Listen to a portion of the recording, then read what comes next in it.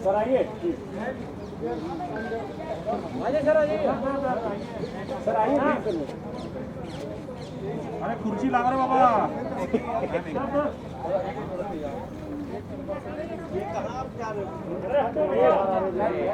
अरे उसी का साथ बोलकर फोटो निकालना है।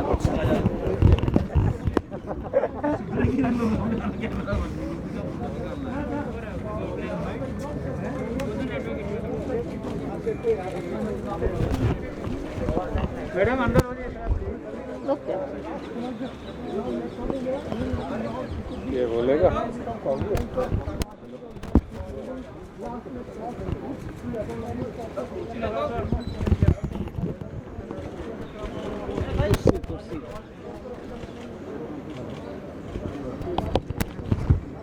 सर। अरे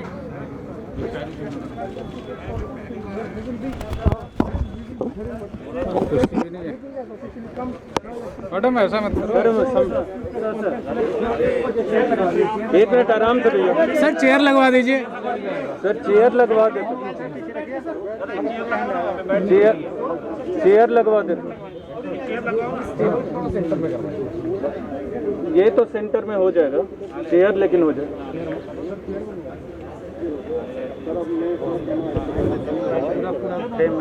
अरे मैडम आ गए, हम क्या करें? पीछे हो जाए ना प्लीज, कैमरा आगे जाएगा, सबको आवाज नहीं आएगी सर उसमें। चेयर ठीक आगे आ जाइए सर, आगे आगे सर, आगे आ जाए थोड़ा। फ्रेंड्स आप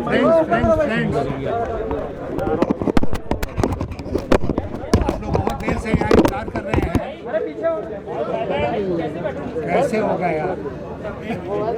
आप लोग बहुत देर से यहाँ इंतजार कर रहे हैं और आपने जैसा देखा कि हम लोगों की मीटिंग लगभग 2.5 घंटे चली। राष्ट्रमंच की ये मीटिंग 2.5 घंटे चली और बहुत सारे मुद्दों पर चर्चा हुई। किन मुद्दों पर चर्चा हुई और क्या तय हुआ, इसके बारे में विस्तार से आपको हमारे 2 साथी जो यहाँ उपस्थित हैं, 3 साथी, मजीद साहब, घनश्याम तिवारी और पवन वर्मा। ये 3 लोग विस्तार से आपको ब्रीफ करेंगे जो 2.5 घंटे का डिस्कशन हम लोगों का हुआ उसके बारे में। और इसलिए आप लोग धैर्य रखिए, सारी बात बताई जाएगी और सारे सवालों का जवाब दिया जाएगा। लेकिन एक सवाल का सर, बस सर एक सवाल का जवाब आप दे दीजिए। नहीं, हम आपको पूछेंगे। ठीक है तो क्या करें?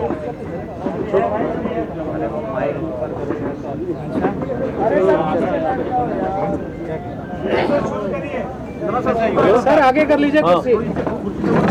देखिए, सबसे पहले तो एक बात का खुलासा करना बहुत ज़रूरी है, क्योंकि मीडिया में पिछले 24 घंटों से जो खबरें आ रही हैं, चाहे वो इलेक्ट्रॉनिक मीडिया हो या इवन प्रिंट मीडिया हो, कि ये राष्ट्रमंच की सभा एंटी बीजेपी पॉलिटिकल पार्टीज़ को इकट्ठा करने के लिए शरद पवार जी ने बुलवाई। ऐसी कोई बात नहीं है। सबसे पहले तो मैं ये कहना चाहूँगा कि ये सभा शरद पवार साहब के मकान पर हुई है, लेकिन ये शरद पवार साहब ने नहीं बुलवाई। पहली बात, ये सभा राष्ट्रमंच के प्रमुख हमारे यशवंत सिन्हा जी की तरफ से बुलाई गई थी और हम सब जो राष्ट्रमंच के फाउंडिंग मेंबर्स हैं या कार्यकर्ता हैं, हम लोगों ने सब सहयोग के साथ इस सभा का आयोजन किया था। दूसरी बात, ये प्रचार हो रहा है कि ये एक राजनीतिक बड़ा कदम उठाया जा रहा है शरद पवार साहब के ज़रिए और जिसमें कांग्रेस को अलग थलग छोड़ दिया गया है। ये बात भी गलत है। न तो राजनीतिक दृष्टि से कोई डिस्क्रिमिनेशन या कोई एक्सक्लूजन हुआ है, हमने उन मेंबरों को बुलाया है जो उस किस्म के हमारी आइडियोलॉजी जो है राष्ट्रमंच की उसको सब्सक्राइब करते हैं, तो जिसमें सभी राजनीतिक पक्षों के लोग आ सकते हैं, इसमें कोई राजनीतिक मतभेद नहीं था। तीसरी बात, ये भी खुलासा आवश्यक है, कांग्रेस के भी मेंबरों को इसमें निमंत्रण मैंने खुद दिया है।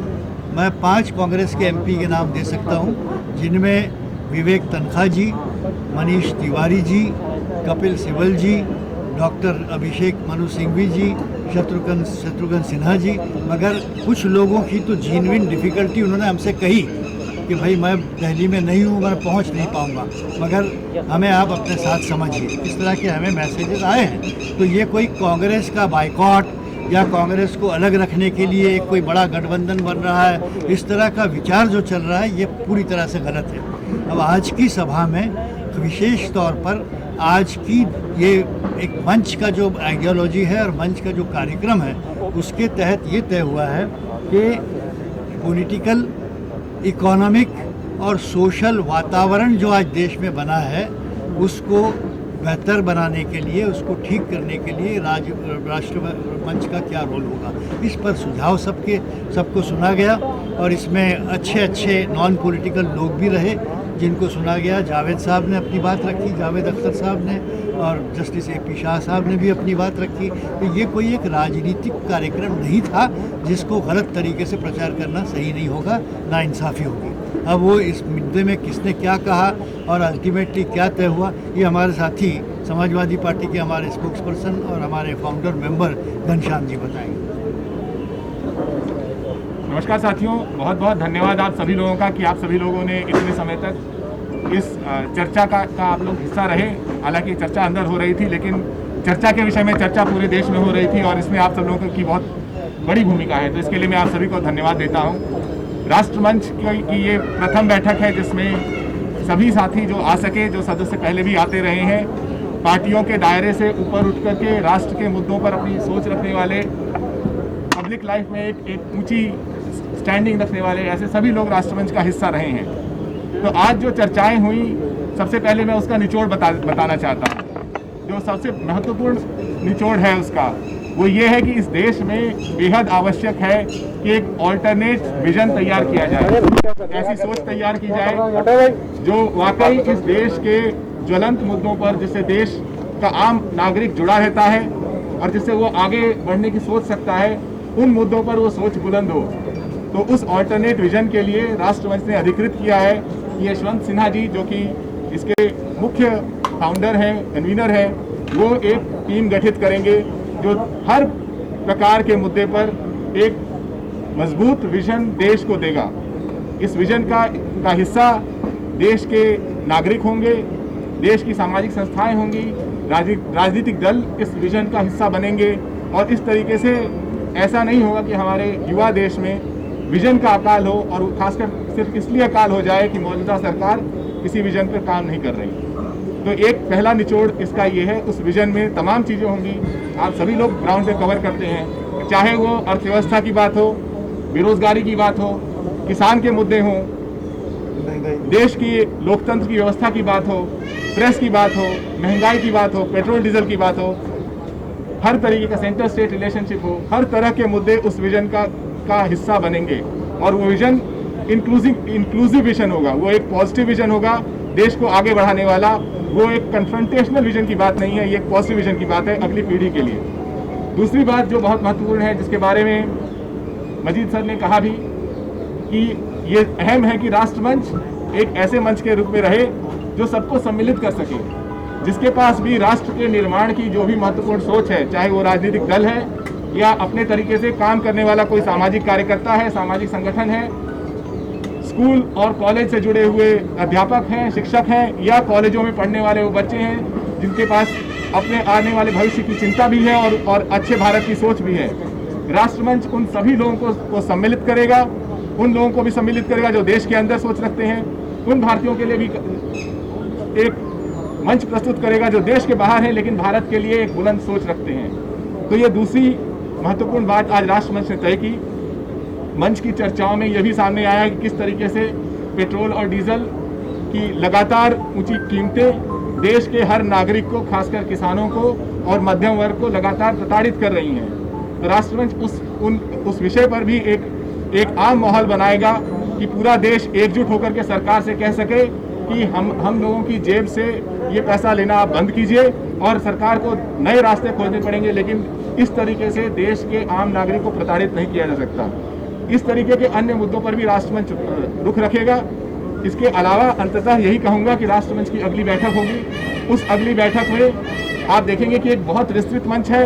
इस तरह की चर्चाएं कि किसी को नहीं बुलाया गया या कोई पार्टी सम्मिलित नहीं हुई, मैं चाहूँगा, हम सब चाहेंगे कि उस तरह की चर्चाएं राष्ट्रमंच के बारे में मुख्य चर्चा ना हो, बल्कि हमेशा चर्चा इस बात पे हो कि हम और किसको सम्मिलित कर सकते हैं। तो हम लगातार प्रयास करेंगे कि इस मंच में हम अन्य साथियों को सम्मिलित कर सकें। क्या राष्ट्रवादी क्या ममता बनर्जी के बारे में बात हुई? ममता बनर्जी के नेशनल रोल के बारे में बातचीत हुई? क्या ममता बनर्जी के नेशनल रोल के बारे में बातचीत हुई? देखिए, राष्ट्रमंच में तमाम पार्टियों के नेता रहे, सांसद रहे, पूर्व सांसद रहे, प्रोफेसर अरुण कुमार जैसे अर्थशास्त्री रहे, जस्टिस जेपी शाह रहे, जावेद अख्तर जी रहे। इन सभी लोगों ने जो बातें रखी हैं वो विस्तृत हैं, वो किसी एक नेता पे केंद्रित नहीं है, वो किसी के पक्ष में या विपक्ष में नहीं है, वो इस विषय पर केंद्रित हैं कि इस देश को एक ऑल्टरनेट विजन चाहिए और इस देश में इतने ज्वलंत मुद्दे हैं और इतने कुशाग्र लोग हैं, इतने बुद्धिजीवी हैं, इतने राजनीतिक कार्यकर्ता हैं, सामाजिक कार्यकर्ता हैं कि जो उन मुद्दों को सामने पटल पे रख सकते हैं आम नागरिक के लिए। सर, ये पॉलिटिकल सोल्यूशन की बात आई तो क्या ये मंच पॉलिटिकल सोल्यूशन भी देगा? ये बात अल्टीमेटली जो बातें उठा रहे हैं उसका समाधान एक पॉलिटिकली तरीके से देनी पड़ेगी, तो क्या मंच पॉलिटिकल सोल्यूशन देगा 2024 के चुनाव में? हम ये मानते हैं कि जब देश के महत्व के मुद्दे, जो उसके मुख्य मुद्दे हैं, जो आम नागरिक के रोजमर्रा जीवन की बेहतरी से जुड़े हुए हैं, जब वो मुद्दे सामने आएंगे तो अपने आप उस तरह के सॉल्यूशन उभरेंगे। महत्वपूर्ण ये है कि नागरिक कौन सी मुद्दों को प्रधानता देता है और वो मुद्दे इस देश के भविष्य को निर्धारित करेंगे। आखिरी सवाल, 2.5 घंटे तक आपकी मीटिंग चली और कोई पॉलिटिकल चर्चा नहीं हुई? इनकी बात कर रहे हैं। 2.5 घंटे तक मीटिंग चली, कोई पॉलिटिकल चर्चा नहीं हुई? आपकी बात जो है, अगली बैठक कब होगी उसका अभी दिन तय नहीं हुआ है, लेकिन उससे पहले ये प्रयास किया जाएगा कि उसमें तमाम पार्टियों के लोगों को जो एक राय रखते हैं उनको सम्मिलित किया जाए। और जो आप कह रहे हैं कि 2.5 घंटे तक बैठक चली, जब इतने महत्वपूर्ण काम करने वाले लोग, विभिन्न विषयों पे काम करने वाले लोग जिनकी इंडिपेंडेंट पब्लिक स्टैंडिंग है, जब वो साथ आते हैं तो ये जो भी चर्चाएं होती हैं वो देश के राष्ट्रीय और राजनीतिक मुद्दों पर होती हैं। तो ये जो देश के राष्ट्रीय और राजनीतिक मुद्दे हैं वही तो राजनीति है। अभी पॉलिटिकल लीडर्स को बुलाया था, पॉलिटिकल पार्टीज भी आएंगी अगली बैठक में। इसका जवाब देता हूँ। वो जो हमारे राष्ट्रमंच की दृष्टि से ये चर्चा, ये मुद्दे ही हमारी राजनीति है। चेहरे पर बात नहीं, कौन मंच का चेहरा होगा? ममता बनर्जी होंगी, शरद पवार होंगे, यशवंत सिन्हा होंगे, कौन चेहरा होगा राष्ट्रमंच का? पहली बात कि राष्ट्रमंच ने, जैसा मैंने शुरू में कहा कि सारी जो निचोड़ था मैंने आप लोगों के सामने रखा। निचोड़ था कि देश में एक ठोस, मजबूत ऑल्टरनेट विजन होना चाहिए और उस विजन के पीछे ऐसे लोग दिखने चाहिए जिन्होंने उन विषयों पर काम किया है।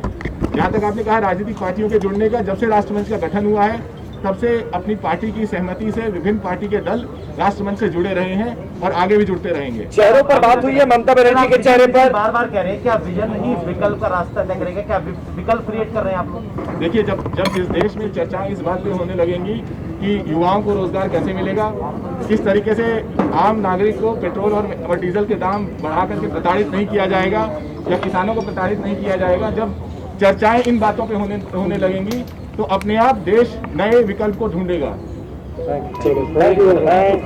धन्यवाद।